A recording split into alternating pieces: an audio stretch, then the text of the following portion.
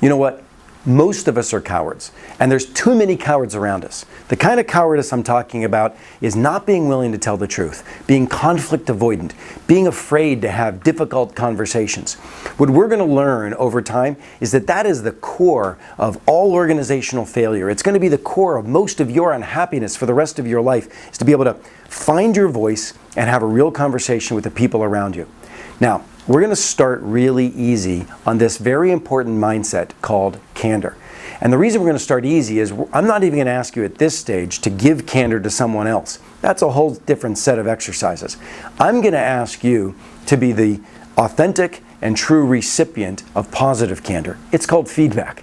You know what? So many of us act like 2-year-olds, and that, all of a sudden if we go like this, everyone's gone. No, everyone's not gone. Everyone's still there. What I mean by that is we think that if we don't hear, see, or understand the feedback that people have about us, around us, that it doesn't impact us.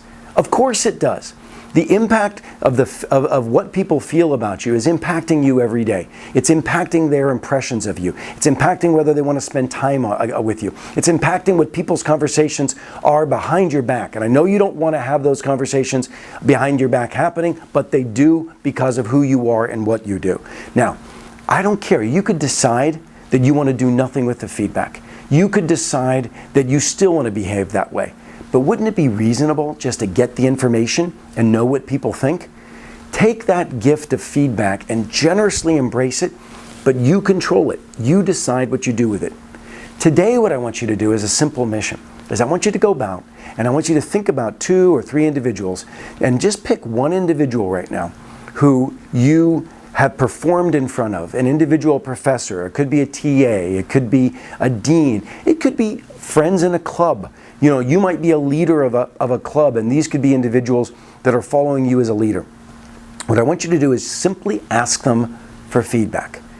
And it's a powerful process. The first thing you got to do is give them some permission to tell you the truth. Say, hey, listen, I really want to be more successful in life. I want to have lots of friends and lots of relationships. And I know, like everybody else, that I do stuff that screws me up. Can you tell me if there's anything that I do that you think would advantage me by knowing about it?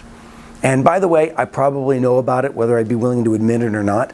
And so give them full permission to give you the full double-barrel candor and feedback that you really need. And you could even say to them in advance, say, hey, listen, I'm doing this with a lot of different people, and I'm going to collect a lot of different stuff, and I may or may not do anything with this, but please just be generous and give me this feedback. Now, when they give it to you, you don't have to agree with it. All you got to do is one thing: say thank you. Say thank you. Say thank you. Well, that's fantastic. Thank you very much. And then say that you might get back to them at some point and maybe tell them how you used the feedback or didn't use the feedback, but just say thank you. The last thing you want to do is shut them down, argue with them, or turn off that very valuable spigot of free-flowing information that you just got. And it would be great if you could have enough courage in the future to hear it again and again and again. Look, the feedback that happens around you is impacting your success. Let's get into some practice of accepting it and hearing it more frequently. Go get some feedback. Candor.